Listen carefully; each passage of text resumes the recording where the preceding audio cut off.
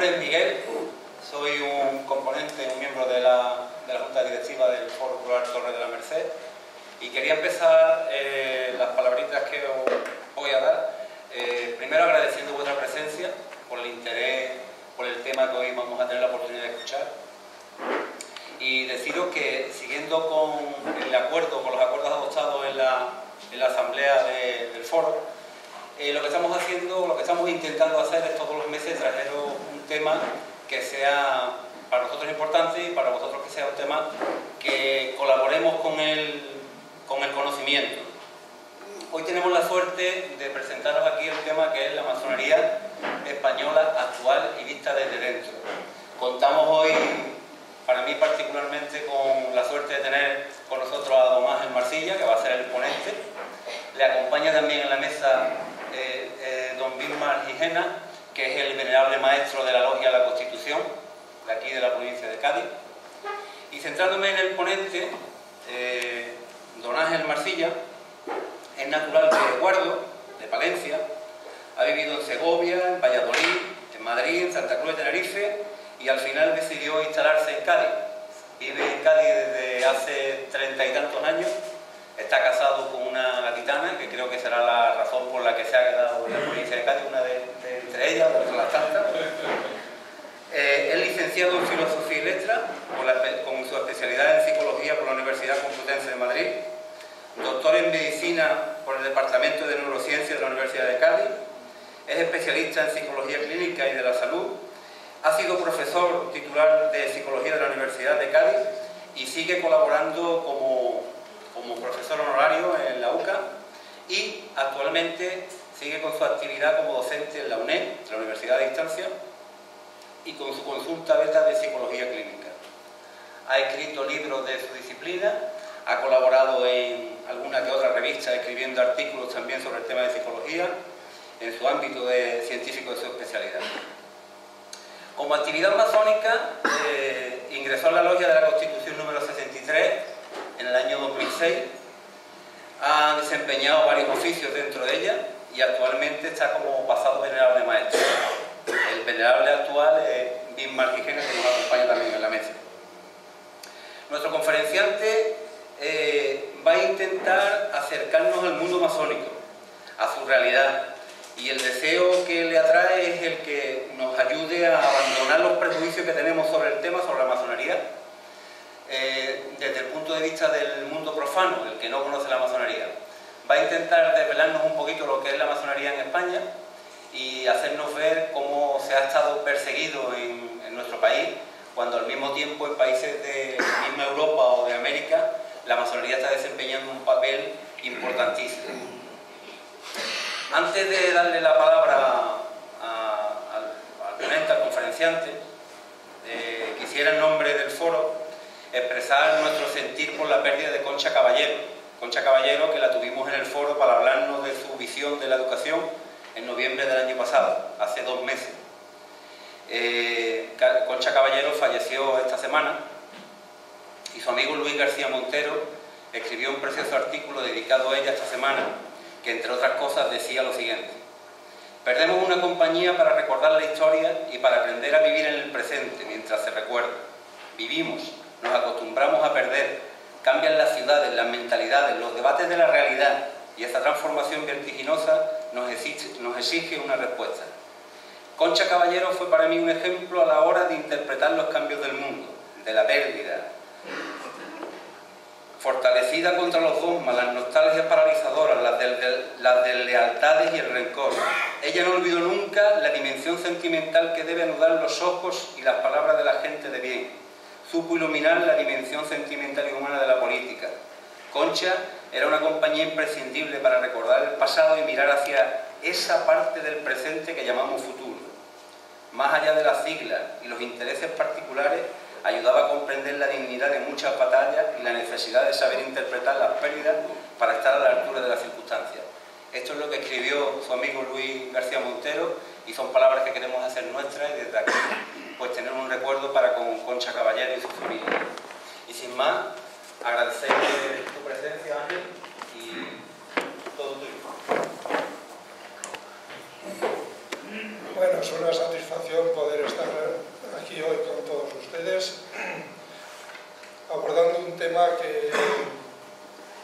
es un poco secreto, es polémico y sigue de alguna manera en la línea de la Gran Logia de España, que está intentando darse a conocer cada vez más, porque a Dios gracias pues ya estamos saliendo un poco del ostracismo y de las catacumbas en donde de alguna manera pues hemos estado encerrados por la tradición anterior del régimen totalitario anterior. Voy a presentaros en primer lugar pues como una definición de lo que es la masonería. Después se hace un estudio desde el punto de vista sociológico a través del Centro de Investigaciones Sociológicas de España sobre el contexto social de los españoles, y la masonería española pues aprovecha también para hacer un estudio sobre qué piensan y qué opinan los masones que en estos momentos constituyen la masonería en España. Derivado de esto, pues vamos a presentar lo que es un poco el perfil del masón actual español. Después haremos una breve reseña histórica de cómo surge la masonería, cómo evoluciona, y nos centraremos particularmente en cómo ha evolucionado muy brevemente también en nuestro país. Otro punto que suele ser polémico es las relaciones entre la Iglesia y la masonería. Lo tocaremos también un poco brevemente. Después nos vamos a centrar en lo que constituye un poco el núcleo del ser masón, que es el código moral en 12 puntos, que es lo que de alguna manera pues sirve de guía a la conducta, al comportamiento y a los pensamientos de los masones.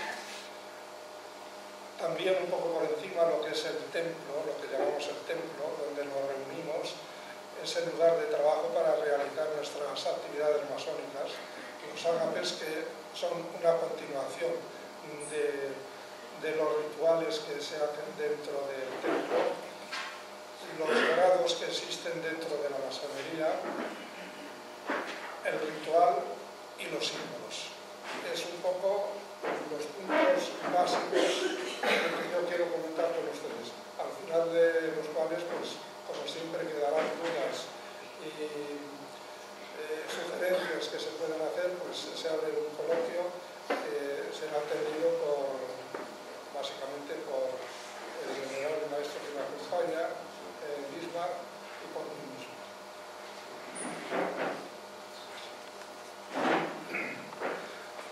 La masonería podríamos definirla como una sociedad filosófica, simbólica, filantrópica e iniciática. Filosófica porque principalmente lo que nos interesa es conocer la verdad, hacernos preguntas y intentar responder cada uno particularmente y como colectivo. Simbólica porque está cargada de símbolos. Todo lo que aparece en el entorno masónico pues tiene una significación. Filantrópica porque se centra principalmente en el hombre, en el descubrimiento del hombre, de hombres interesados en crecer en valores morales y en valores espirituales. Y todo esto utilizando un método que es un método fundamentalmente de desarrollo personal, que es el método masónico propiamente dicho. Sus miembros reciben las enseñanzas de sus preceptos a través de una serie de dramatizaciones ritualísticas y grupales. Esto es una de las características fundamentales de nuestros trabajos, apoyándonos en lo que se hacía en la época de la construcción de las catedrales por parte de los que se dedicaban a la construcción. Estos eran evidentemente operativos, trabajaban de una manera directa con la piedra y eran picapedreros, eran de ahí el nombre masón, los que trabajan como albañiles. Y a raíz de esto, como digo, pues se pasa después, como ya veremos, a lo que se denomina la masonería simbólica, no operativa, y actualmente pues con una estructura que ha ido ajustándose a toda una serie de normas que son bastante rígidas. Y todo eso se hace dentro de lo que llamamos tenidas. Muchas veces a lo largo de la charla pues aparecerán nombres de tenidas, son simplemente las reuniones particulares, íntimas, privadas que tienen los masones para trabajar como tal. El barómetro del CIRS, como os comentaba antes, es un estudio que se hace todos los años. Este es el cuarto año que se realiza sobre qué piensan, qué opinan los masones sobre cuestiones básicas de nuestro entorno vital. Entonces, es largo. Yo he entresacado fundamentalmente pues, cuáles son sus creencias religiosas, cuál es su ideología política y cuáles son las preocupaciones fundamentales. Los masones, evidentemente, no son seres extraños que viven fuera de su entorno habitual. Entonces, lógicamente, pues, tienen unas preocupaciones similares a las que tiene cualquier otro español. Las creencias religiosas, el 80% o más de los masones se consideran creyentes. Creyentes en términos generales, es decir, el creyente puede ser creyente cristiano, creyente católico, creyente musulmán, creyente judío o creyente en alguna realidad trascendente que no tiene una definición clara. El 36% pues son espirituales sin adscripción a ningún tipo de religión, el 32% cristianos y el 12% católicos. En cuanto a la ideología política, comparativamente con la población española, la mayoría se considera liberal, el doble de la población española. Hay después un grupo de conservadores y demócratas cristianos que viene a ser equivalente a la población española, después otro grupo de socialdemócratas y progresistas, equivalente también a la población española, y un grupo más reducido de comunistas, nacionalistas y ecologistas que está por debajo del 3%. En cuanto a las preocupaciones, pues las mismas, prácticamente, que tiene el español medio, es decir, la primera preocupación es la corrupción, la segunda el paro y la tercera la crisis de valores.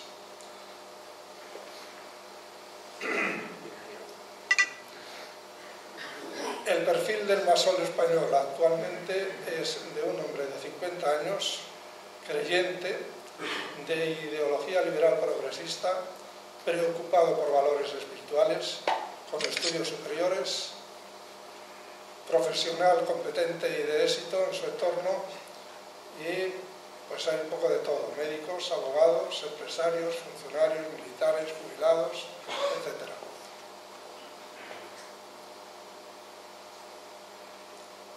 Hay una serie de personajes que a lo largo de la historia de la masonería pues, han destacado, no como masones, han destacado pues, porque eran grandes profesionales, grandes escritores, grandes políticos, y además de eso, pues digamos, eran masones. Churchill, Garibaldi, Gandhi, Washington, Roosevelt, Luther King, en el ámbito un poco internacional, después como escritores, artistas, actores, músicos, Charles Dickens, Alexander Dumas, Goethe, Victor Hugo, Tolstoy, Montesquieu, Rousseau, Freud, Bach, Beethoven, Mozart, Peter Schiller, John Wayne, Walt Disney, Benjamin Franklin, etc. Y en nuestro contexto, Salvador Allende, Simón Bolívar, José de San Martín, Rubén Darío, Blasco Ibáñez, Isaac Peral, Poz y Mina, Espronceda, Blas Infante, Salmerón, Sagasta, Azaña, Sorolla, Ortega y Gasset, Ramón y Cajal, etc. Es un reflejo de grandes personajes que lo eran por lo que eran, por su profesión, por su personalidad, pero que pertenecieron también a la masonería, lo cual pues, digamos, un aliciente, decir, bueno, si estas personas que han sido tan relevantes y tan destacadas, pues estaban en la masonería, algo tendrá la masonería para que resulte tan atractiva. Una breve reseña histórica a continuación. La masonería podríamos decir que tiene tres etapas. La masonería operativa en la Edad Media, la masonería especulativa a partir del siglo XVI y después la masonería actual, que sigue de alguna manera los planteamientos, los principios que se establecen en 1717 con las constituciones de Anderson. En cuanto a la masonería operativa en la Edad Media, pues es el origen. Muchas veces se dice que la masonería es antiquísima, que se puede remontar a los egipcios, pero realmente la masonería surge a la sombra de las catedrales, surge con los maestros constructores de palacios, catedrales y conventos, protegidos por la Iglesia y por la nobleza, los cuales se reunían fuera de la catedral, se reunían en grupos, en logias, y guardaban los secretos de su oficio. Ese es un poco el origen fundamental. Posteriormente, en la segunda etapa, aparece lo que se denomina la masonería especulativa. A partir del siglo XVI, dentro de estos grupos, dentro de estas logias, entran intelectuales, personas que no estaban relacionadas con el oficio de la construcción y que se consideran aceptados en los foros de discusión, y se plantean entonces nuevos objetivos. Entre ellos, el más importante, pues, es construir un hombre nuevo. Lo que se denomina en masonería labrar la piedra bruta, es decir, de la misma manera que se perfila, se blinda pues una piedra, una escultura, uno tiene que adentrarse dentro de sí y tratar de ver cuáles son los defectos y los puntos fuertes que puede tener para hacer una persona pues, mejor. Con la Constitución de Anderson en el siglo XVIII se establece que los masones tienen que ser o constituirse como sociedad simbólica, iniciática y filosófica para conocer la verdad. Ya explicaremos un poco más detenidamente lo de sociedad iniciática. De tal manera que de las primeras logias que se reúnen en tabernas, pues se constituyen los reglamentos de las logias londinenses y se pasa después ya a templos o a recintos más preparados para hacer el trabajo propiamente masónico. En España surge en Inglaterra, se extiende por Francia y la masonería llega a España en 1728. Aparecen las primeras logias para ingleses en Madrid con el duque de Barton. Posteriormente, con la invasión francesa, aparecen logias para franceses y afrancesados importadas de Francia por Napoleón y por Bonaparte. En el siglo XIX hay un auge importantísimo con Fernando VII durante la Constitución de 1812 en Cádiz, de tal manera que se llegaron a contabilizar hasta 40 logias en la provincia de Cádiz. En 1939, con el régimen franquista, pues hay una auténtica caza de brujas bajo el concepto del contubernio judeo-masónico, el enemigo que podía atentar contra el régimen y al que se le echaban la culpa de todo lo malo que pudiera existir en su entorno. En 1940, a raíz de esta concepción, aparece la ley de represión del comunismo y de la masonería, como consecuencia de la cual pues, se eliminan a muchísimos masones que lo eran y otros que convenía quitarlos del medio y se les atribuía también la titularidad de masones. En 1977, la Gran Logia Nacional de Francia, en Barcelona, crea la primera logia española. 1980 la primera logia en Madrid y la inscripción del Gran Oriente Español como asociación en el Ministerio del Interior. Después ya hay una consagración y una oficialización, digamos, de la Gran Logia Española en 1983, y en el 2001 es cuando se une el Gran Oriente Español con la Gran Logia Española, formando un cuerpo único, que es lo que tenemos actualmente. Este es un esquema que he sacado de la masonería de la Gran Logia Simbólica Española, que aparece ahí en la parte de la derecha, porque en España actualmente tenemos como dos grandes obediencias: la Gran Logia Simbólica Española y la Gran Logia Española. La una procede directamente, digamos, de las logias inglesas, de la Logia Unida de Inglaterra. Esta logia es regular, se dice que es regular, es dogmática porque establece unos principios muy rígidos y es teísta. Hay que creer en una realidad trascendente, llamémosla como queramos, y es masculina, es decir, solamente pertenecen a esta logia hombres. En cambio, la Gran Logia Simbólica, que tiene una tradición francesa, es adogmática, es decir, pueden pertenecer a la Gran Logia Simbólica Española pues, no creyentes, es liberal, es laica y también admiten a las mujeres. Son logias mixtas.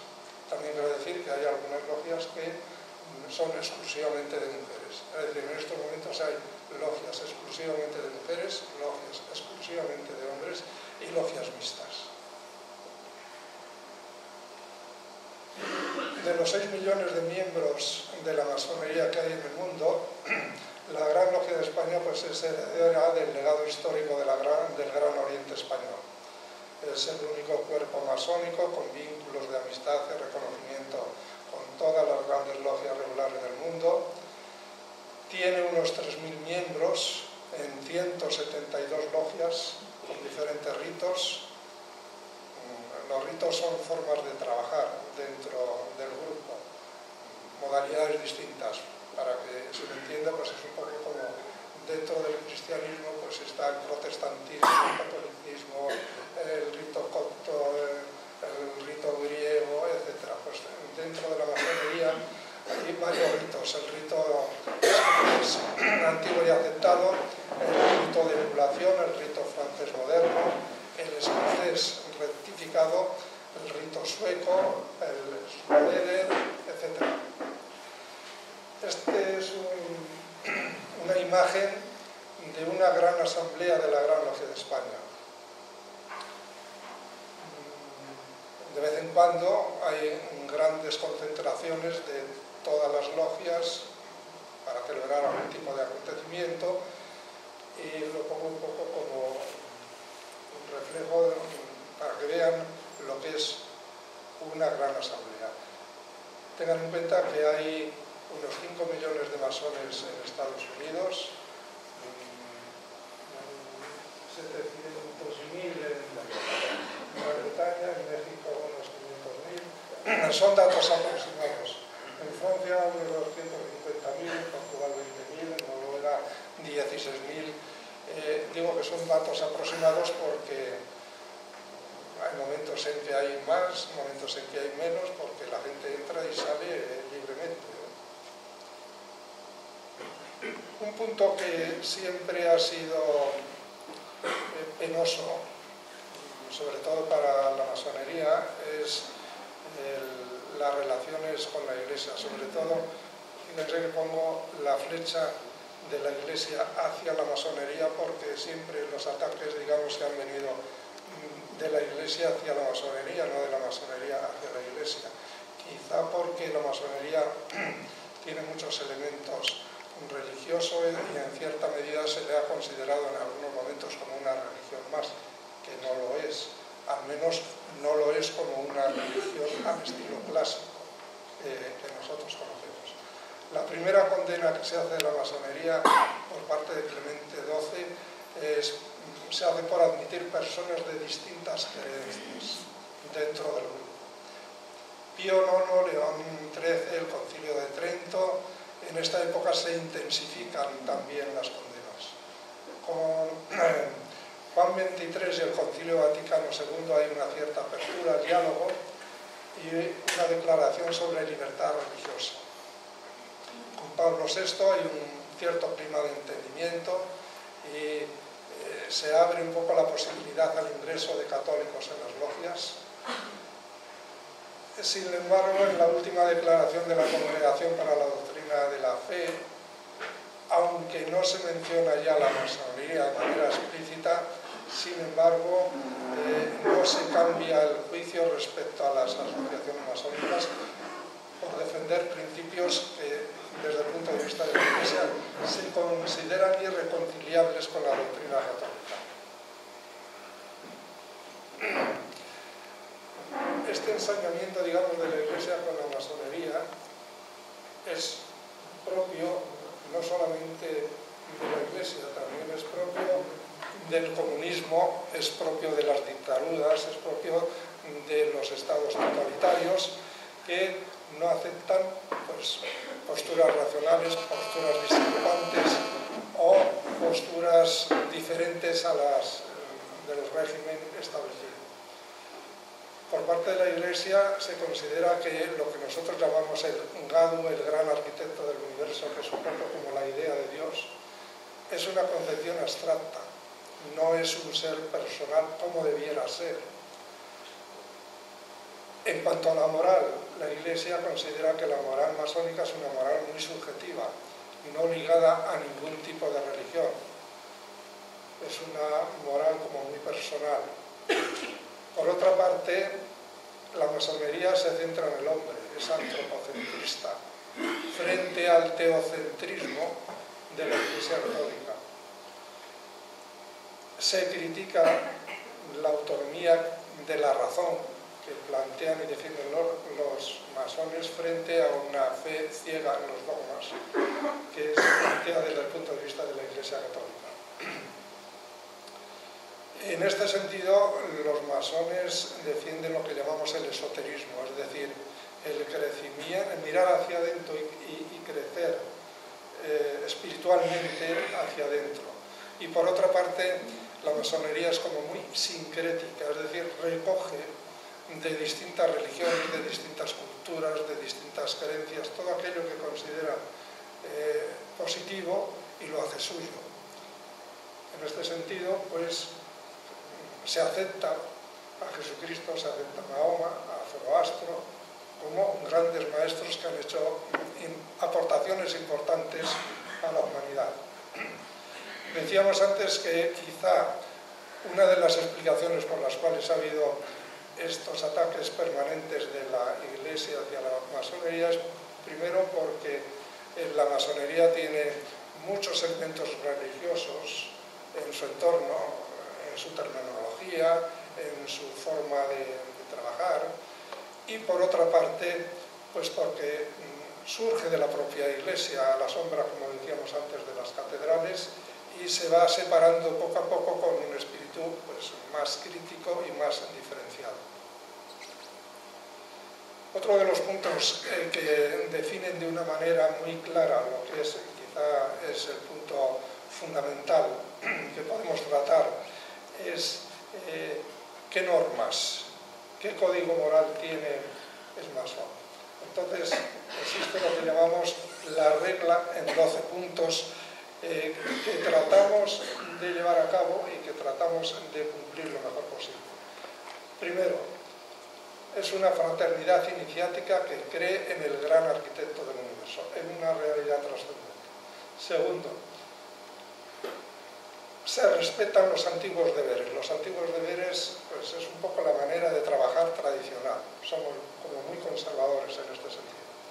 Solo acceden a las logias hombres libres y de buenas costumbres. Voy leyendo todo eso, después voy a explicar cada uno de estos puntos. En cuarto lugar, intentan buscar la perfección el perfeccionamiento personal y de la humanidad, pero fundamentalmente el perfeccionamiento personal. Se exige la práctica de ritos simbólicos para acceder al conocimiento por vías iniciáticas y espirituales. Se promueve el respeto, la tolerancia, la armonía, prohibiendo los debates políticos y religiosos. Juramos cumplir las obligaciones sobre el volumen de la ley sagrada, la Biblia o el Corán o la Torá o los derechos humanos. Se reúnen en logias para trabajar practicando lo que nosotros denominamos el arte real, que es el conocimiento de toda una serie de procedimientos que nos ayudan a conocernos mejor a nosotros mismos. Promueven el amor a la patria, el respeto a las leyes y a las autoridades constituidas. El trabajo es el deber primordial del ser humano. El respeto por el secreto masónico es otra de sus características y sus miembros se deben ayuda y protección fraternal. Vamos a ir comentando cada uno de estos puntos fundamentales.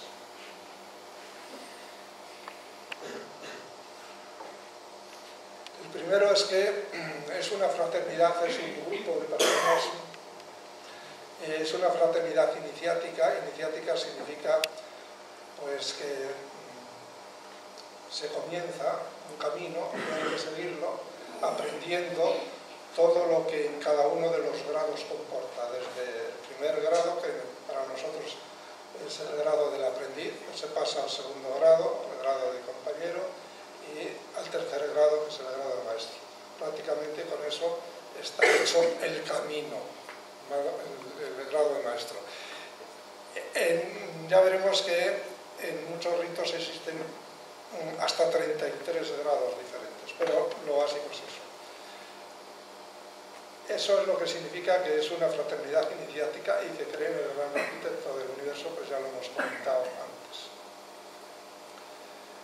Respeto a los antiguos deberes, fundamentalmente a estos 12 puntos, a la regla de los 12 puntos, los landmarks o los límites de los cuales pues no hay que apartarse, no hay que desviarse, los reglamentos que institucionalmente se establecen desde la Gran Logia para las logias particulares y los rituales,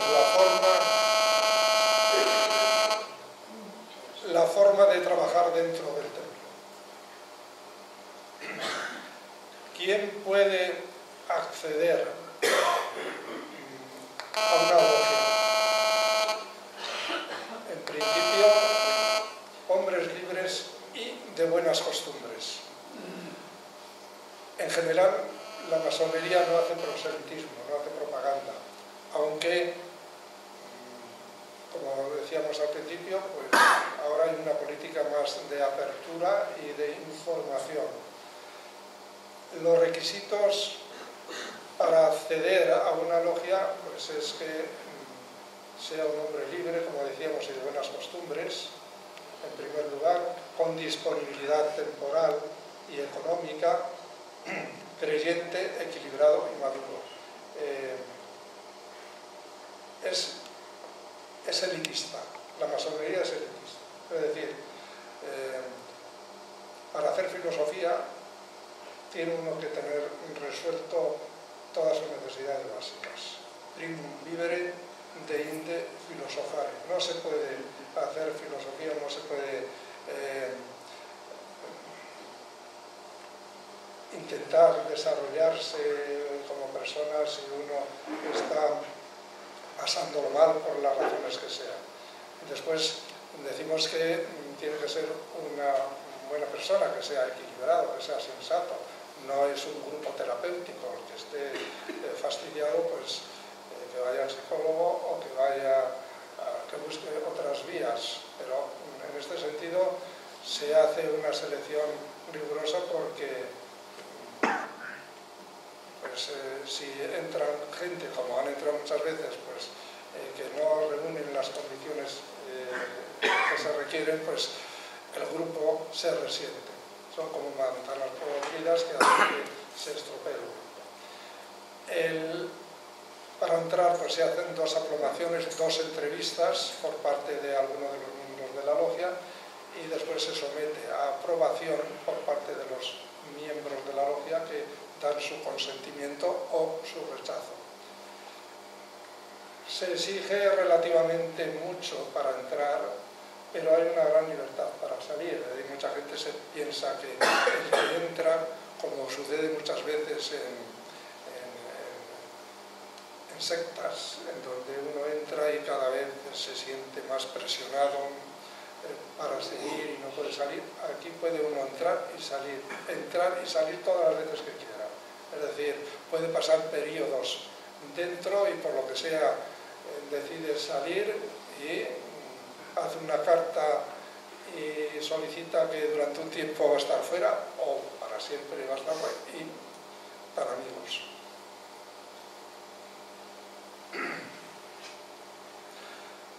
Lo que se pretende es una idea que estoy repitiendo mucho, es el perfeccionamiento personal, indirectamente el perfeccionamiento de los que nos rodean. Se pretende hacer como una obra de arte, de sabiduría, de fuerza, de belleza en uno mismo, moldeando simbólicamente la piedra bruta con el martillo, que es la voluntad, representa o significa la voluntad, y con el cincel, que es la constancia. Indirectamente, pues, los que nos rodean, pues, supongo que algún beneficio tendrán de tener a una persona tan perfecta a su lado. Se exige la práctica de ritos simbólicos para acceder al conocimiento por vías iniciáticas espirituales. Eso representa el rito de iniciación, es decir, la entrada en una logia siguiendo una serie de ritos, que estos sí son secretos, y son secretos por la única razón, porque si se desvelan ya no tiene ningún sentido para aquel que se va a iniciar, porque tiene que vivir de alguna manera lo que significa la experiencia de la iniciación, con todos los mecanismos y todas las actuaciones que conlleva, pasando de lo que llamamos de la oscuridad a la luz. Se promueve el respeto, la tolerancia y la armonía, prohibiendo los debates políticos y religiosos. Esto es uno de los valores fundamentales de la masonería, la tolerancia frente a los fanatismos, de cualquier tipo que sea. En este sentido, la masonería no compite con ningún tipo de organización, ni organización religiosa, ni partidos políticos, ni nada de nada. No hay consignas, no es un grupo de presión, sino que lo que se pretende es un grupo de personas, de masones libres dentro de logias libres. Lo que se hace, los trabajos que se hacen dentro de las logias, dentro de las temidas, se termina haciendo un juramento, una obligación de no desvelar nada de lo que ahí se hace. Es un poco lo que tradicionalmente se ha venido a llamar el secreto masónico que no se desvela y que ha dado pie a todo tipo de elucubraciones sobre qué tipo de cosas hablan, hacen y se dicen dentro de la masonería que no se promueven, que no se prodigan y que no salen al exterior. Decimos que juramos sobre la Biblia, sobre el Corán, sobre la Torá o sobre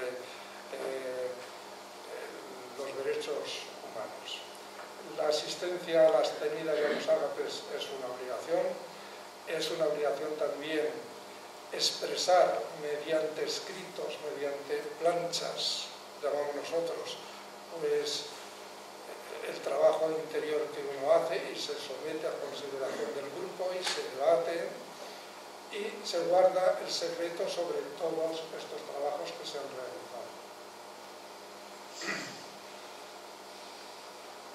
Se reúnen en logias, se reúnen en grupos, que como decíamos inicialmente eran grupos que tenían lugar a la sombra de las catedrales, con la arquitectura simbólica, siguiendo el ritual y escenificando todo lo que hacemos. Se pretende el desarrollo personal, hacer una obra de arte, pues, de sabiduría y de fuerza en uno mismo. Y del mundo, pues, un lugar, pues, más aceptable, de paz, de amor y de alegría. Los masones promueven el amor a la patria y el respeto a las leyes y a las autoridades constituidas. Defienden el legítimo orden social constituido. Respetan las leyes y a sus gobernantes. Y también a las declaraciones de los derechos y deberes humanos. Esto es lo que constituye, pues, un valor fundamental desde el punto de vista de los valores que tiene. El trabajo es un deber primordial del ser humano, también es un deber primordial entre los masones, aunque el trabajo entre los masones tiene un significado especial. No es el trabajo que hace uno como profano fuera de la masonería, sino el trabajo que uno hace como masón. Todos los trabajos en este sentido están ritualizados. El caminar por el templo, ir del oriente al occidente, como decimos nosotros, de un punto a otro, los saludos, las aclamaciones, los gestos, los toques, todo tiene un carácter totalmente ritualístico. Se hace en el interior del templo, a cubierto de los profanos, es decir, sin que nadie rompa esta intimidad, sin que nadie pueda estropear, digamos, esta forma de actuar, con signos, con toques, con palabras, y todo ello con unas funciones simbólicas de cada uno de los personajes que representan esta especie de psicodrama que representamos dentro de la logia, con una vestimenta apropiada, traje negro, corbata negra, camisa blanca, guantes blancos, el mandil típico de los masones, y después, según el oficio, la función que desarrolla cada uno, una beca, una banda con una joya al final que es la señal del oficio y de la función que cada uno tiene que ejercer dentro del grupo. Nos reunimos una o dos veces al mes, según los casos, como mínimo una vez al mes.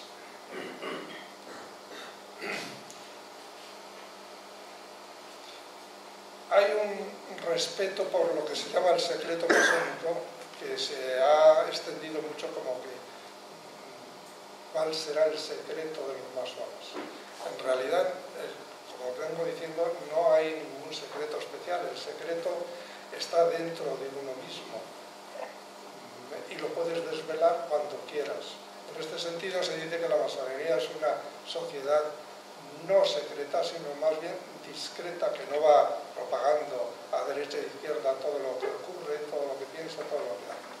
El secreto tiene un significado iniciático y esotérico, es decir, iniciático porque no podemos desvelar al que se inicia lo que va a hacer, porque entonces pierde toda la gracia. Si decimos, te vamos a hacer pasar por estas pruebas, ya no experimenta, digamos, en esa representación todo el significado que tiene que experimentar. Es esotérico en cuanto que lo esotérico hace referencia, al crecimiento interior de uno y todas las modificaciones y cambios que experimenta uno dentro de sí. Y esotérico con X hace referencia a todo lo que externamente, todo el ritual y todo el aparataje que tenemos representa ese esoterismo con X.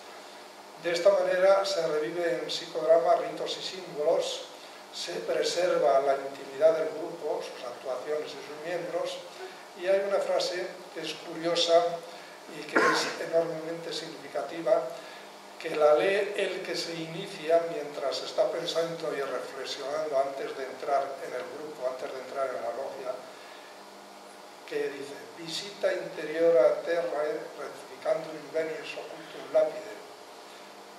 Hace referencia a este secreto que está dentro de uno mismo. Significa que entra en el interior de la tierra y descubrirás la piedra oculta que es la que tienes que moldear, la que tienes que trabajar, que es el trabajo sobre uno mismo. Sus miembros se deben ayuda y protección fraternal. Es un principio también fundamental y se siente uno muy arropado, no solamente en su logia, sino en cualquier otra logia a donde uno vaya, en cualquier parte del mundo. Al tener las mismas creencias, los mismos comportamientos, los mismos valores, automáticamente se considera uno como un hermano más y así suele ser recibido allí donde vaya. En este sentido podemos decir que las logias son un club, un grupo social, un grupo cultural, pero mucho más. Es decir, el objetivo es el que estamos explicando que es, lo cual no quita que dentro de las logias pues uno se encuentre a gusto, se encuentre cómodo, no vamos a sufrir, vamos a disfrutar, a pasarlo bien, a enriquecernos mutuamente en todos los sentidos. Es una fraternidad universal con ritos, símbolos y valores espirituales comunes. Es un grupo de referencia y de pertenencia. Los seres humanos somos por naturaleza sociables. En este sentido, uno podría decir, yo me desarrollo a nivel particular, individual, como puedo y como sé. Ahora, es verdad que si estás en un grupo que tiene una metodología y que hace las mismas cosas que tú y que participa en tus mismas creencias, pues te siempre como mucho más arropado. Es el referente de lo que tienes que hacer o vas a hacer y al mismo tiempo te sientes a gusto dentro de esta grupo. La obligación moral que se tiene de unos con otros es de ayuda y colaboración con todos los hermanos, principalmente en la logia, pero también de otras logias, en cualquier parte del mundo. ¿Dónde realizamos los trabajos? En el templo. El templo se dice, bueno, el templo es tu interior. El templo, digamos, un poco espiritual.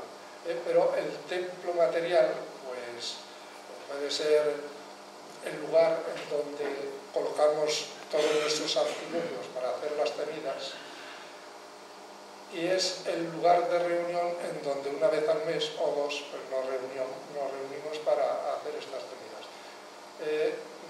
trabajando según el rito, según los símbolos, según los grados correspondientes. Este es un templo masónico rico, es decir, hay logias que tienen muchos miembros y que tienen mucha tradición y que manejan más dinero que otros. Entonces, bueno, pues esto es un templo masónico, supongo que será americano o inglés. Este es el templo más modestito que hemos tenido nosotros, la Logia de la Constitución, en el puerto de Santa María, y como se puede ver, pues hay una parte que es como el altar, después donde se pone el venerable, el secretario, el orador, cada uno de los cuales tiene oficio, un primer vigilante, un segundo vigilante, un maestro de ceremonias, todos tienen una función que representar. Dentro del templo se realizan los trabajos masónicos una o dos veces al mes, como decíamos, en tenidas que pueden ser ordinarias o normales, extraordinarias con ocasión de algún evento importante, solsticiales, aprovechando los solsticios de invierno de verano, tenidas blancas, excepcionalmente se hacen abriendo al público la manera de trabajar, en donde no se desvela casi nada, pero por lo menos se ve un poco la forma de trabajar, tenidas fúnebres y tenidas de recuerdo. Incluso también pues hay rituales para el matrimonio. Por eso comentábamos antes que hay muchísimos elementos religiosos dentro de la masonería que lógicamente desde algunas religiones pues se critican porque no son exactamente la misma forma de ser y de actuar como estas religiones. Después de los trabajos dentro del templo, pues terminamos siempre con un ágape, es decir, con una comida, con una cena, en un ambiente mucho más distendido, mucho más abierto, fuera del templo, bendiciendo los alimentos y haciendo brindis por el jefe del Estado, por los jefes del Estado que protegen y amparan a la masonería, por el venerable maestro, por los... hacemos a veces demasiados brindis, tanto que, según dicen algunos amigos y conocidos, parece más un club de borrachines que otra cosa a la hora de los ágapas. Esto es un reflejo de una tenida de recuerdo, sin guantes y... Bueno, no explico más porque, como decíamos, entra dentro del secreto. Esto es una tenida extraordinaria que hicimos hace 2 o 3 años en el Teatro de las Cortes de San Fernando. Como veis, vamos vestidos de esa manera y he tapado las caras de los que nos encontramos ahí, porque los masones que no quieren desvelar que son masones, pues hay que respetar, digamos, este principio. Si uno quiere decir que es masón, pues lo dice, pero si uno no quiere decirlo, pues no lo dice y nadie tiene por qué desvelar que lo es. Por eso es por lo que aparece esta fotografía de esta manera. Decíamos antes que fundamentalmente en la masonería hay 3 grados. En la simbólica 3 grados y no se complican más la vida. En el rito escocés rectificado hay 7 grados. En el rito escocés antiguo y atentado, que es el nuestro, el que seguimos nosotros, 33 grados. Solamente llegan al grado 33 algunos que tienen mucho tiempo y que tienen muchas inquietudes. Quiero decir que llegar al grado 32, por ejemplo, que son grados filosóficos que se van concediendo a medida que vas pensando y reflexionando y trabajando en estas cuestiones filosóficas, es hasta el 32. Y el 33 es un grado que se concede porque has realizado tareas administrativas a nivel de logia provincial, de gran logia del país. Los grados básicos son el grado de aprendiz, en donde uno se mantiene dentro de la logia como aprendiz aproximadamente 1 año, trabajando en lo que es propio del aprendizaje que tiene, los objetivos de formación que tiene el aprendiz. Cuando ya se le ve maduro, se le da el pase y pasa en un ritual específico al grado de compañero. En esta etapa pues, se desarrollan también actividades y trabajos especiales hasta que al cabo de medio año, 1 año, pues se considera también que está suficientemente preparado y maduro para acceder al grado de maestro, es decir, que tiene ya todos los instrumentos necesarios para trabajar de una manera eficiente en el grupo y en sí mismo en el arte real. Ahí representamos en la parte baja los 3 grados. En la parte de la derecha, los 7 grados del rito escocés rectificado, y en la parte de la izquierda los 33 grados del rito escocés antiguo y aceptado. Cada uno de estos grados tiene su vestimenta, su parafernalia. Hay que entretenerse de alguna manera en este tipo de cosas. El ritual y la simbología es fundamental. El lenguaje que utilizamos dentro de las logias es un lenguaje respetuoso, majestático, ordenado, muy medido y muy pensado. Los saludos y las aclamaciones son con signos especiales, con palabras, con toques según el grado. La vestimenta, como decíamos antes, es traje oscuro, mandil, según el grado que tenga cada uno, y guantes blancos.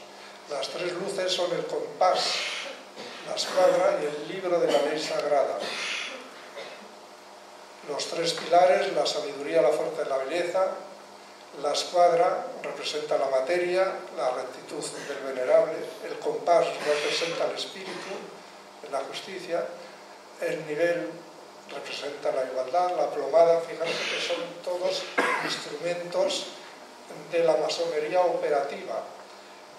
Y la representación ya es especulativa, es decir, ya se trata de entresacar el significado que tienen todos estos símbolos. Los metales son signos externos de riqueza y la cadena de unión, que es como terminamos nuestras reuniones, las tenidas, pues es en círculo, uniendo nuestras manos y haciendo algún tipo de proclama. Cada función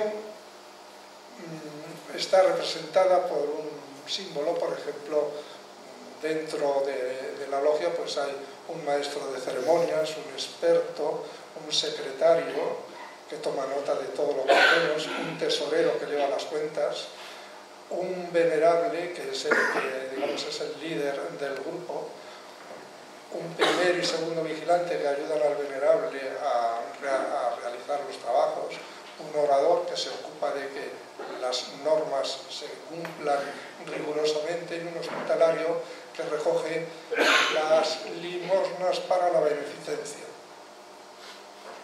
En resumen, la masonería es una sociedad centrada en valores y en el desarrollo personal que se lleva a cabo con el método masónico a través de dramatizaciones ritualísticas.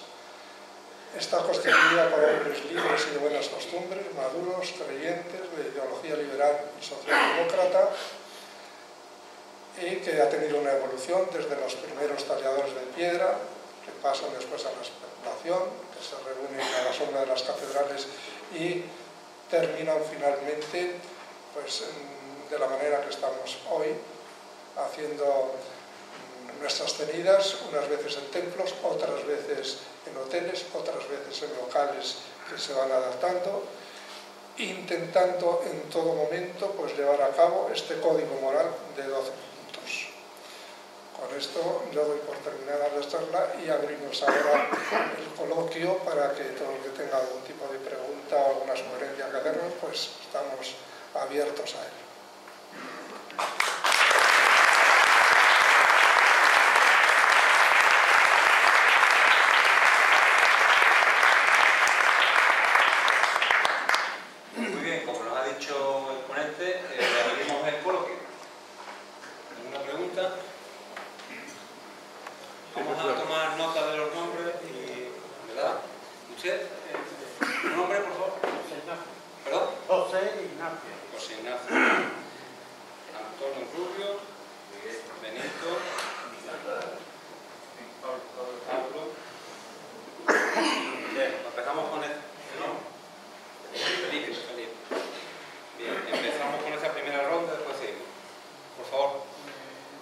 Siempre se habla de masones buenos y nunca habrá habido malos también, ¿no? Muy malos. Como la viña del Señor de todo. Stalin era masón, aunque no está confirmado, ¿no? Stalin. No sé, yo... Es que hay... No se puede confirmar claramente todos estos grandes personajes, si han sido o no han sido. Algunos sí, algunos hay constancia clara. Por ejemplo, los que he nombrado yo, de esos hay constancia clara. Después hay muchos otros que nos perdemos, no sabemos exactamente. De todas formas, yo diría que es que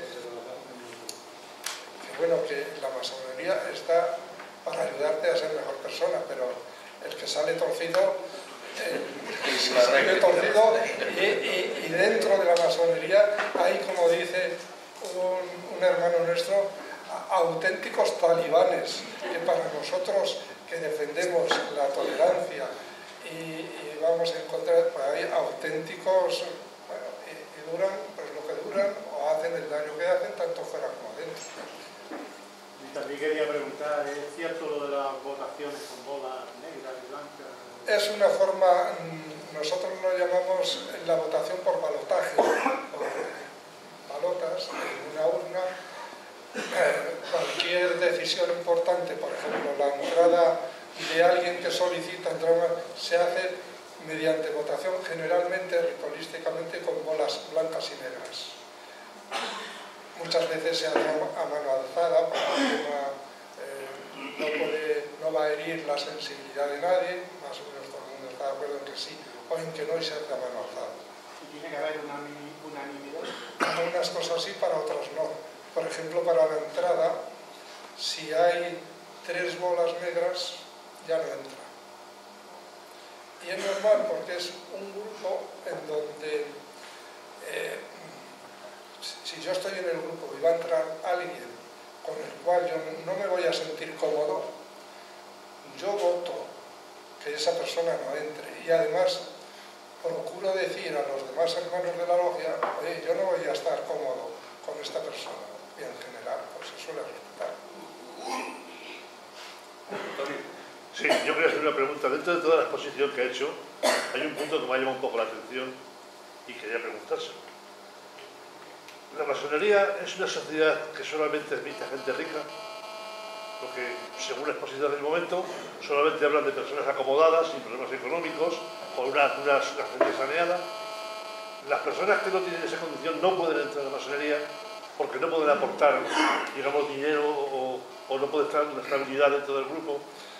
A ver, la aportación económica que normalmente se hace es muy reducida. Por ejemplo, la aportación económica que nosotros hacemos en nuestra logia es de 40 euros al mes, con lo cual pagamos el alquiler del restaurante La Piedra, que es donde nosotros hacemos las venidas, y al mismo tiempo pagamos el ágape.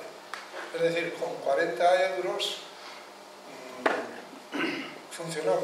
Y además de estos 40 euros, una parte va para el mantenimiento de la Gran Logia Provincial de Andalucía y otra parte para la Gran Logia de España, con lo cual pues nos quedamos casi secos.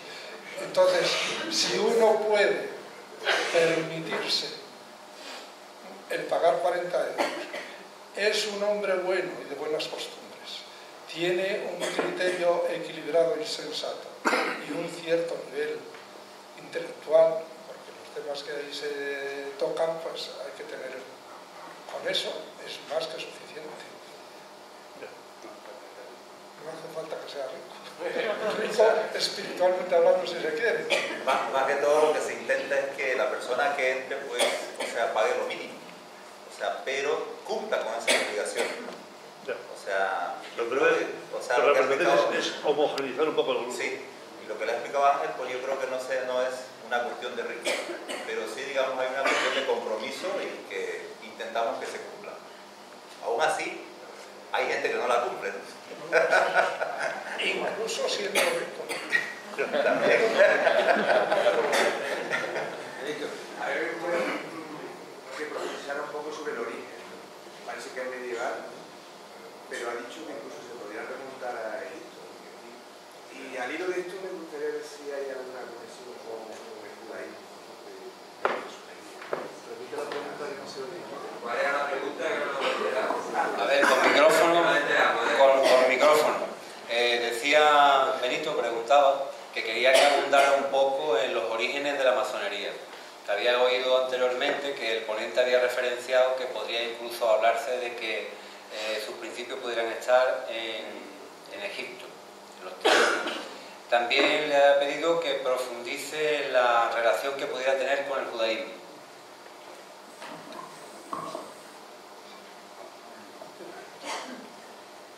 Bueno, da igual que contestamos cualquiera de los dos. El origen real, como decíamos antes, está a la sombra de las catedrales por parte de los que trabajaban la piedra, de los canteros y picapedreros. De todas formas, dentro del rito masónico se entresacan pasajes de la Biblia. Por ejemplo, en el grado de aprendiz se abre la Biblia por un versículo de San Juan. En el grado maestro, por el libro de los Reyes, me parece que es, no estoy muy seguro. Todos los rituales que hay, por ejemplo, el ritual para el paso maestro, es un ritual de la muerte de un gran arquitecto que construyó el templo de Salomón. Entonces, digamos que la tradición está sacado de la Biblia casi todo.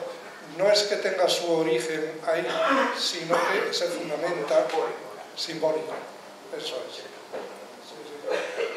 Ángel en la exposición también indicó que la masonería es muy sincrética, se ha ido tomando cosas, pero básicamente en la exposición también lo dijo él que la masonería, digamos, como la tenemos ahora, prácticamente es en 1717, o sea que ya es especulativa, filosófica y todo eso, pero claro, a partir de ahí, digamos, ha ido tomando muchas cosas de grupos, de otras religiones, etcétera, etcétera. Entonces, pues si queremos remontarnos, nos podemos remontar, pues, tanto en el tiempo como queramos. O sea, y de ahí, digamos, se ha ido enriqueciendo. Pero en realidad, digamos, los orígenes están en la Edad Media, como masonería totalmente, digamos, operativa, y a partir, pues, del siglo XVII, como masonería especulativa. Y después, como digo, hay muchas cosas que se han ido tomando de otras religiones, del judaísmo, muchas de ellas, pues de un grupo, por ejemplo, que es parte, digamos, de Israel, que son los esenios también, hay muchas cosas de eso, pues de grupos filosóficos, etc. Entonces todo eso lo ha ido enriqueciendo, pero básicamente, digamos, los orígenes, como les digo, yo creo que nos quedaríamos con esa idea principal. ¿Pablo? Sí, muchas gracias, señor venerable Ángel Martilla. Me ha gustado mucho la exposición. Es verdad que la masonería se hacen sacrificios humanos y se chupa la sangre de los niños.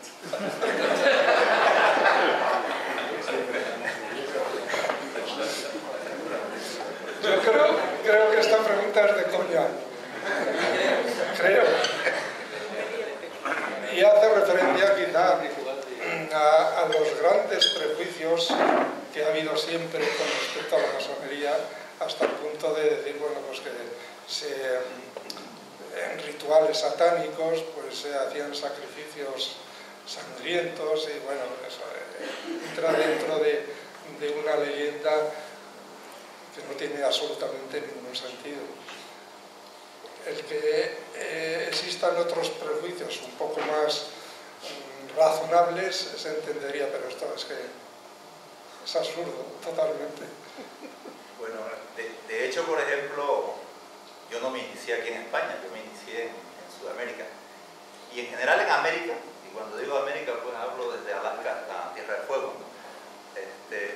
La masonería es mucho más abierta. O sea, la sociedad la conoce más, los templos están en pleno centro, pues la gente va, entra, hay bibliotecas y todo eso. De hecho, yo donde me inicié, por ejemplo, es un templo, un edificio que tiene 7 templos, y ahí va la gente, y el que quiere va y consulta. Hay partes donde no se pueden entrar, o sea, como es muy normal. Y a eso también hacía referencia Ángel, pues, o sea, hay parte de secreto, pero es evidente. La Coca-Cola tiene un secreto, ¿no? No todos conocemos la fórmula de la Coca-Cola, pero todos la bebemos. Así que, y eso es lo mismo, yo creo, o sea, se puede llegar hasta donde uno quiere. Entonces, pero por ejemplo, a mí me sorprendió cuando vine a España por allá por el año 90, pensé que esto estaba mucho más extendido. Y sin embargo, pues aquí la masonería todavía es como muy pequeña. En Sudamérica, en Francia, por ejemplo, y en Inglaterra está mucho más extendida y es mucho más abierta y la sociedad, digamos, interactúa más. Entonces, a raíz, digamos, de la pregunta que hacía aquel amigo, pues bueno, eso tampoco creo que es lo que intentamos quitar. Y con esta charla esperemos que lleguemos a ello. Felipe. Bueno, yo durante cierto tiempo estuve averiguando cosas sobre los misterios. Estaba en internet y a veces me salían información sobre la masonería. Entonces, me gustaría saber, porque de los misterios menores se habla, pero de los misterios mayores no se da ninguna noticia. Si ustedes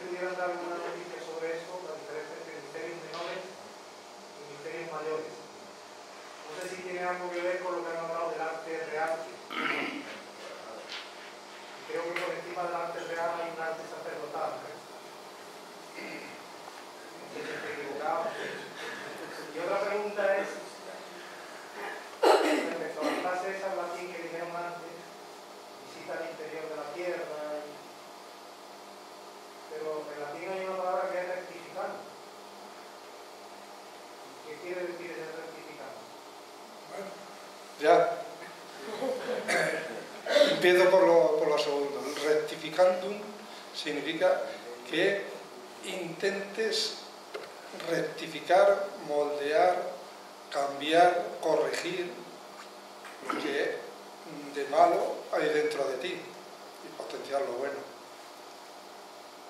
Al entrar dentro de ti, intentarás descubrir pues, tus puntos fuertes y tus puntos débiles. Hay que hacer como una especie de introspección, cosa que no todo el mundo lo hace porque cuesta, porque hay que hacer un esfuerzo, y la inmensa mayoría pues pasamos de hacer esta autorreflexión, y entonces pues la idea es esa: métete dentro de ti, piensa, reflexiona, y si descubres la imagen que tú tienes que no te gusta, pues intenta cambiarla. En esto ayuda mucho también el grupo, que tiene, no siempre la imagen que tú tienes es la imagen que el grupo tiene de ti. Esto es un punto, por ejemplo, que nosotros no trabajamos casi nada. Lo hacemos a un nivel como muy individual, pero ojalá vayamos avanzando para que actuemos más como una especie de dinámica de grupo que te ayude también a contrastar la imagen que tú tienes de ti mismo porque has hecho este esfuerzo de introspección y la imagen que das fuera.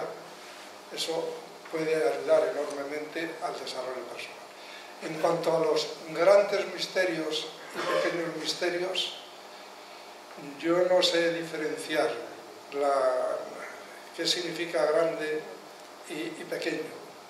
Un misterio siempre es eso, es un misterio, es allí donde no llega la ciencia, entra la creencia. Es decir, la ciencia explica bien pocas cosas. Y a partir de aquí te surgen numerosos interrogantes. Y como no podemos vivir permanentemente en la incertidumbre, entonces pues surgen explicaciones religiosas, explicaciones filosóficas, explicaciones particulares, y uno se queda como más tranquilo diciendo, bueno, ¿de dónde vengo? ¿Qué hago aquí? ¿A dónde voy? Son preguntas que dan lugar no a explicaciones científicas, porque científicamente no podemos explicar eso. Y entonces la filosofía, la religión y otros sistemas de creencias intentan dar respuestas a estos interrogantes que aparecerían como misterios. ¿Nombre? José Antonio. José Antonio. ¿Alguien más? Aparece el segundo turno. José Antonio, Prudente, Francés. Javier. ¿Alguien más? Antonio. Bueno, igualmente yo quería también agradecer la exposición, me ha encantado. Y quería hacer una pregunta que pensaba que iba a salir antes. Se ha hecho referencia a Stalin, pero bueno, igual que antes se veía otros muchos masones de la historia, tanto en el ámbito del arte como de la política, ¿no? La pregunta es, hoy día, no hace falta decir nombres ni formaciones políticas, ¿en la gran política española existen masones? Existen, pero no vamos a desvelar quiénes son. Entre otras cosas, porque aquí hay masones, más de 10, y yo no voy a desvelar a ninguno que es masón, a no ser que ellos digan, a mí no me importa que me digas que soy masón. Yo sé que hay 1 o 2 que no les importaría, pero hay otros que sí. Entonces, por la misma razón, nos enteraremos a lo mejor después de muertos. O porque ellos mismos no les importa decir, oye, que yo estoy en tal logia, o he sido masón y en estos momentos no lo soy. Sí, yo quería hacer la pregunta siguiente. Es que a mí me suena como si fuese de alguna manera también clasista, por la sencilla razón de que excluir a las personas que son pobres. ¿Que son? Pobres. No.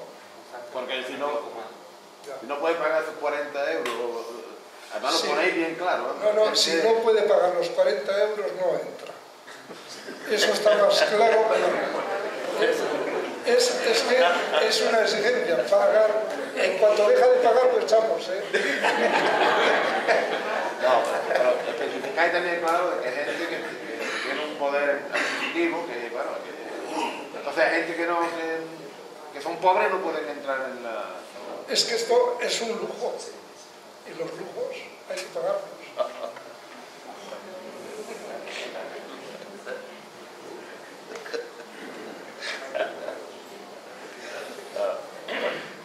Bueno, pero dentro de esto, por ejemplo, hay una exigencia que decimos es mínima.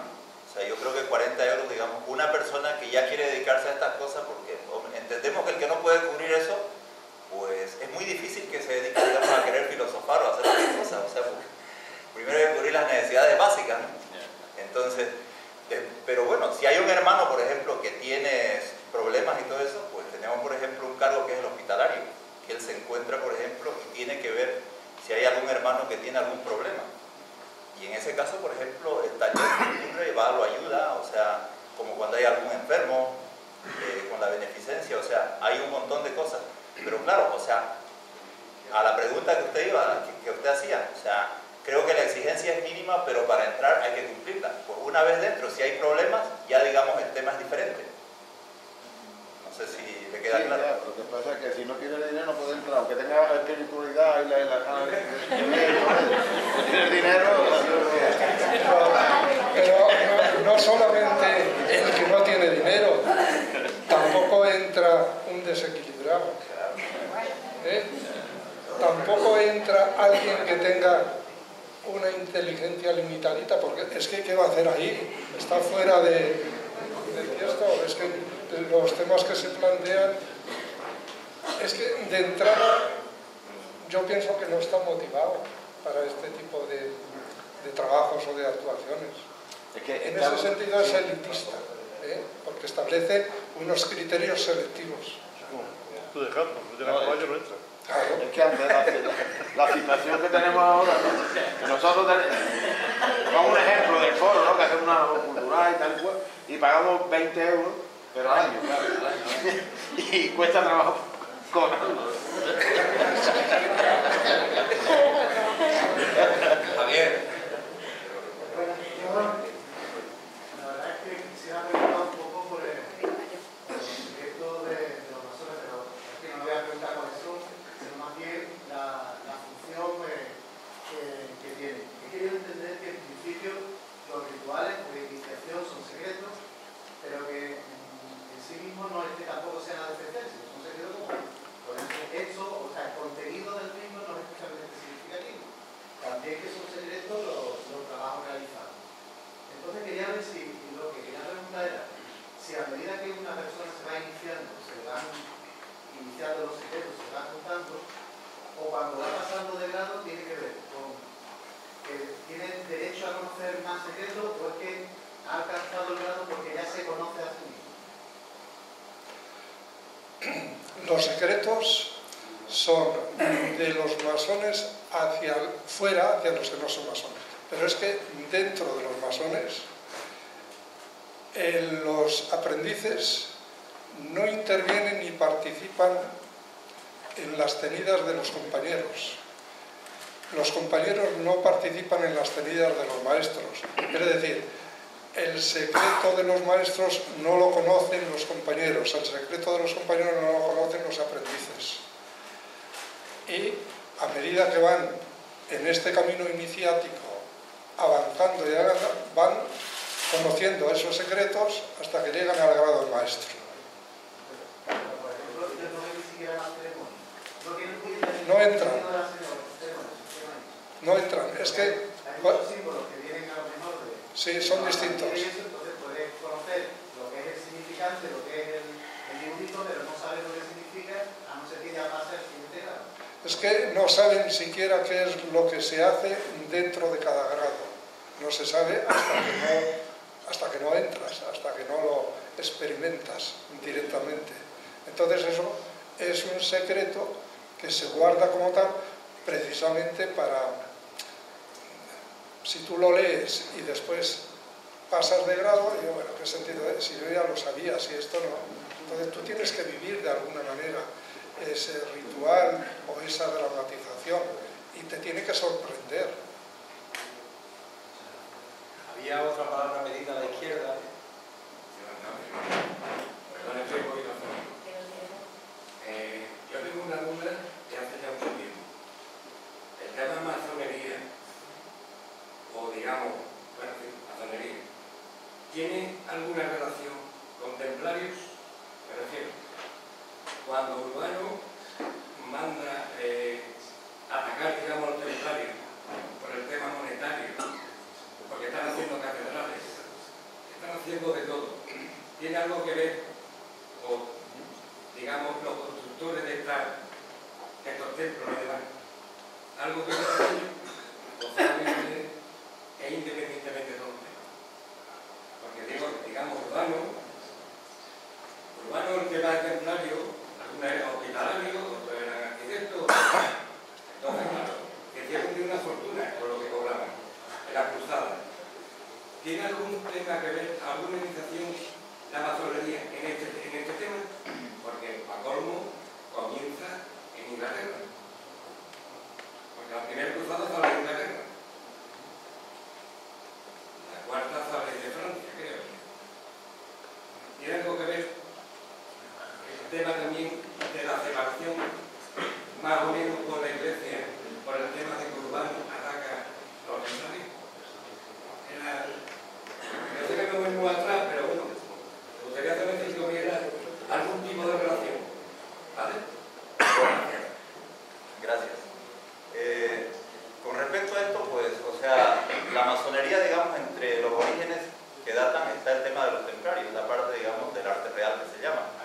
Entonces, hay muchos trabajos que se han hecho al respecto. Yo inclusive tengo un libro, por ejemplo, de una tesis doctoral escrita en Inglaterra y que habla, por ejemplo, de todos los códigos que utilizaban los templarios. Y bueno, cuando uno lo lee, pues, hay muchas cosas que ha tomado la masonería, ¿ya?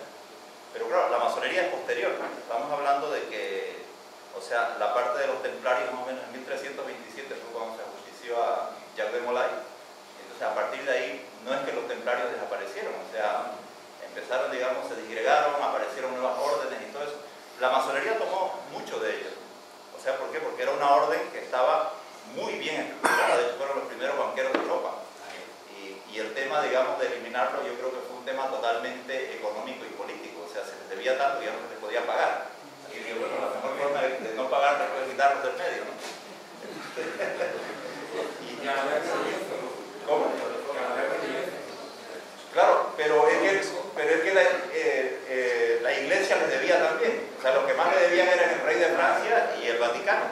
Entonces fue una forma, digamos, de quitárselo. Entonces, y posteriormente, ya cuando la masonería, pues empieza, la masonería ya trabajaba, digamos, con eso.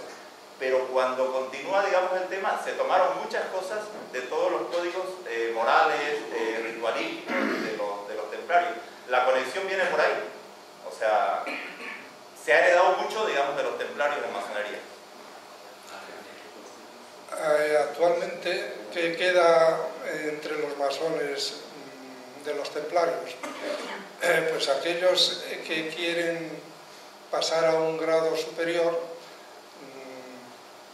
a un grado filosófico superior, tenemos un grupo que se denomina el Arco Real, y dentro de ese grupo, que ya es un grupo como más selectivo, independientemente de estar en las reuniones y las tenidas de su logia, pues se reúnen aquellos que pertenecen al Arco Real y se visten como templarios. Tienen la indumentaria del templario y un poco el espíritu y la filosofía del templario, mitad guerrero, mitad monje. ¿Alguna pregunta más?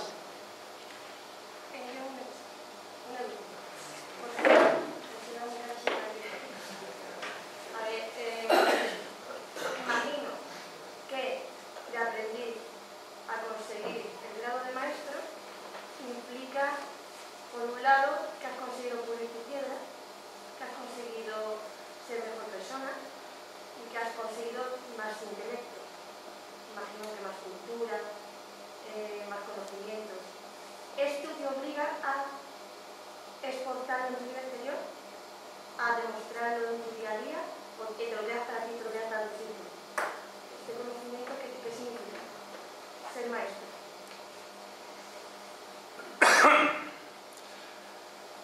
principalmente para pasar de un grado a otro, lo que hay que dominar, digamos, es todo el ritual, los símbolos propios de cada grado. Es difícil de valorar en qué medida pues, tú vas creciendo personalmente. Entonces, quien tiene que hacer la valoración de los aprendices es el segundo vigilante que se encarga de su formación, digamos, y de ver en qué medida dominan pues, el ritual del primer grado. Cuando eso es así, pues automáticamente se le pasa al grado siguiente. No nos metemos en ese aspecto que comenta de, bueno, tú te has metido en masonería para ser mejor, yo tengo, que vivo contigo, que observar cómo realmente te vas transformando. Eso es un poco complicado. Es difícil. Por eso queda un poco dentro de lo que decíamos, el secreto de cada uno. Ahora, es cierto que si hay cambios, se deberían notar.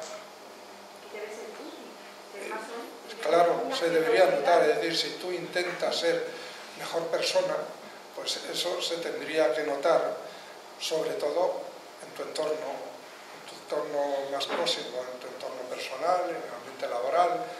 Ahí yo creo que sí que influye y que se tiene que notar, tanto para bien como para mal. Es decir, si tú estás contento, si tú estás feliz, si tú eres mejor persona, pues eso tiene que evidenciarse de alguna manera. El que la masonería estuviera perseguida en tiempos de Franco podría ser porque ese grupo de gente supuestamente que hablan de temas importantes y secretos, podrían derrocar a ese gobierno, o por qué otro motivo podría ser que estuviera perseguida. Yo creo que los regímenes totalitarios tienen que tener siempre un enemigo al que echarle las culpas de lo que ocurre. Entonces, en el bloque de enemigos de la dictadura, pues se metía el comunismo, que era como más evidente, más inmediato, y se metía a la masonería y se metía a los judíos, no sé a los judíos por qué, pero el famoso contubernio judeo-masónico. No sé si es que había una identificación entre judíos y masones.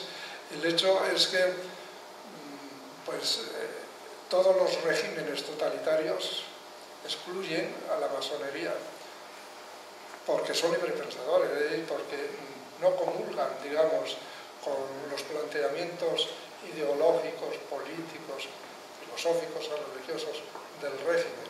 Entonces aquí tiene que haber un pensamiento único.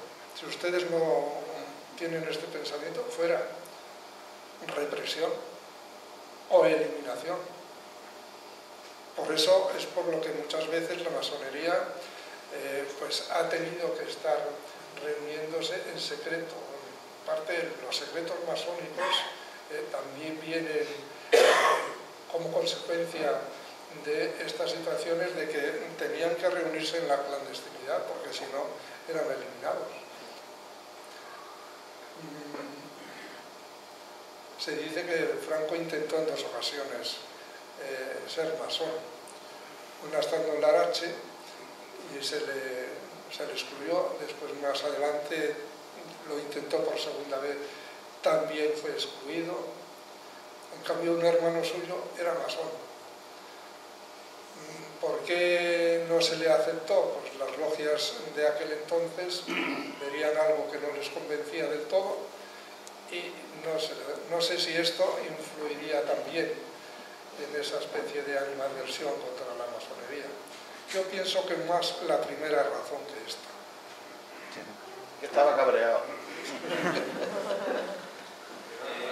Una de las cosas que me ha llamado la atención es la referencia que no, en los debates no se pueden tratar temas políticos ni religiosos, pero después, cuando se ve el estudio del CIS, hay una gran carga de política en las ideas y también religiosas. ¿Cómo es posible separar esos temas de los debates que ustedes podéis tener dentro de la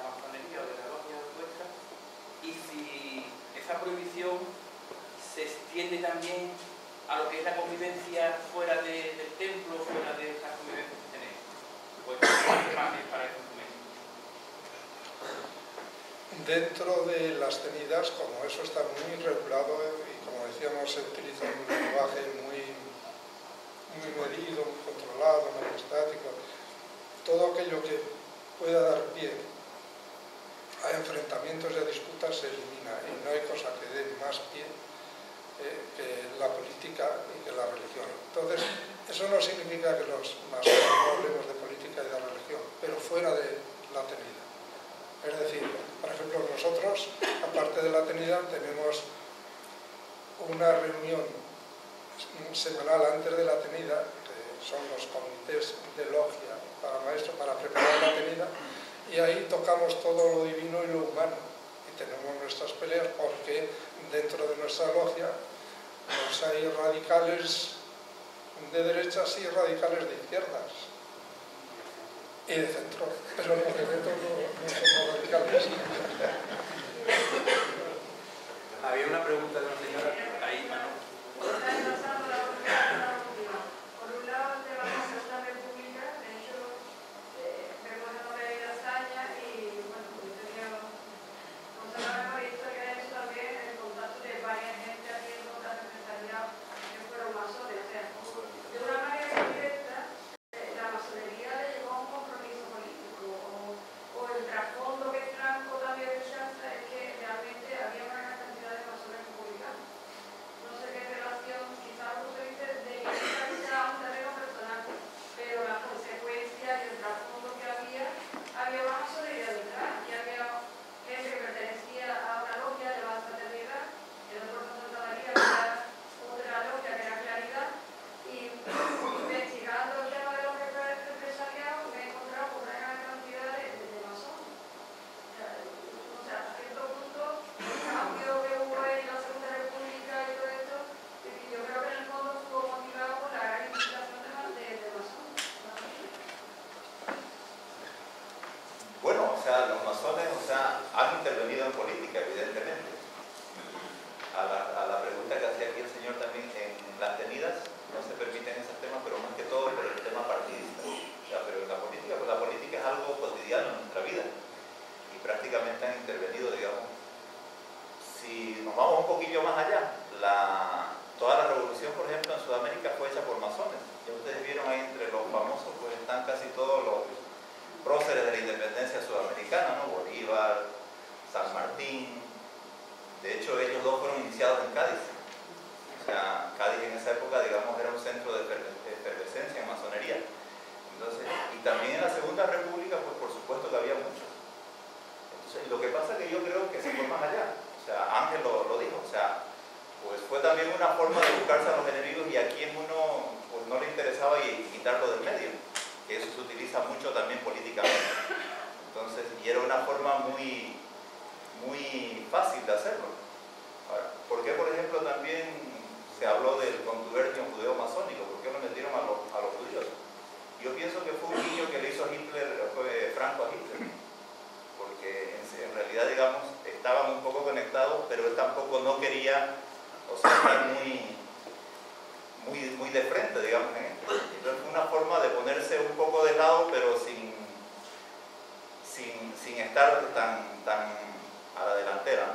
Entonces, los masones han intervenido y han sido personas muy influyentes. Yo creo que más en el siglo XIX y parte de la primera mitad del siglo XX que ahora. Entonces, antes, por ejemplo, había mucho más movimiento, digamos, a nivel político. Aquí en España, pues yo creo que sí, conozco menos, pero por ejemplo en Sudamérica sí ha habido un movimiento masónico muy fuerte, sobre todo en el siglo XVIII, XIX y parte del XX. Ahora lo sigue habiendo, pero es de otra manera. Pues no sé si eso le ayuda. Una pregunta por aquí. Un corte.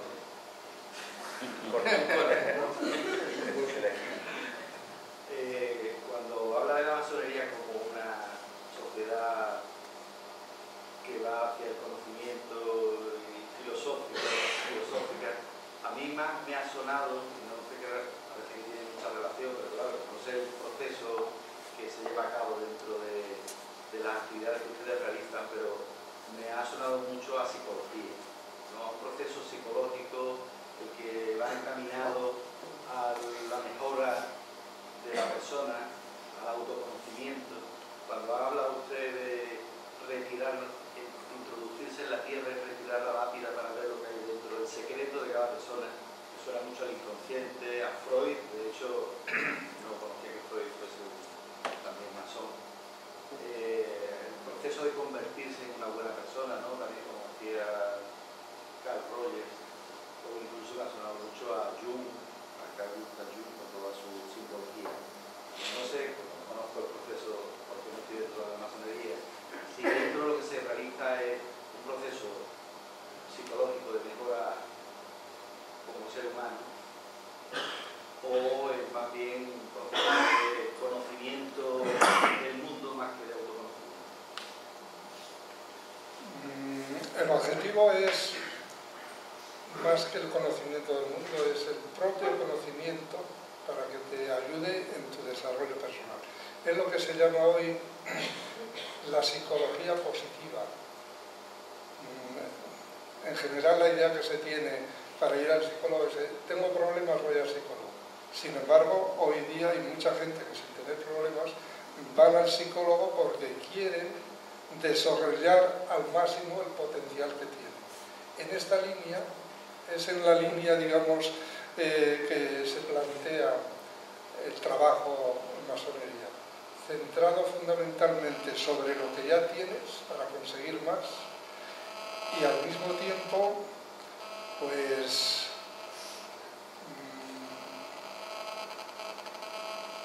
con esta idea de introversión, de meterte dentro de ti mismo y apoyándote en un grupo de pertenencia y de referencia, porque esto lo puedes hacer tú solo.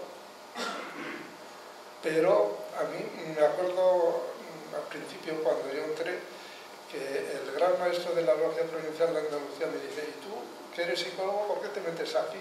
Y a mí me quedó un poco descolocado, digo, porque él entendía que un psicólogo pues tiene las herramientas suficientes para poder crecer individualmente, él solo. Y sin embargo, yo creo que es fundamental el grupo. Es fundamental el grupo. Las dos cosas se complementan. Bueno, de la mesa, antes de concluir, a mí me gustaría que, después de la exposición que ha hecho y que Bisma le ha ayudado a las contestaciones, nos dijera, antes de irse, la masonería actual, ¿cuál es el papel que quiere jugar en la sociedad de hoy?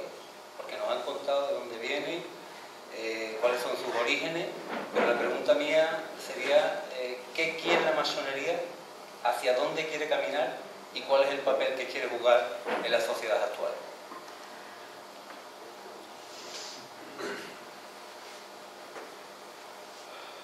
Es una pregunta complicada, porque es responder por la masonería como institución. Yo podría responder por mí, pero la masonería como institución, concretamente pues la Gran Logia de España, a través de algunos de los comunicados y de los escritos, la política que tiene en estos momentos es de ir abriéndose poco a poco a la sociedad, a los medios de comunicación, a salir, como decíamos al principio, del ostracismo, del anonimato, y manifestarse como algo que está ahí y que puede ser utilizado beneficiosamente por aquellos que les interese y por aquellos que deseen.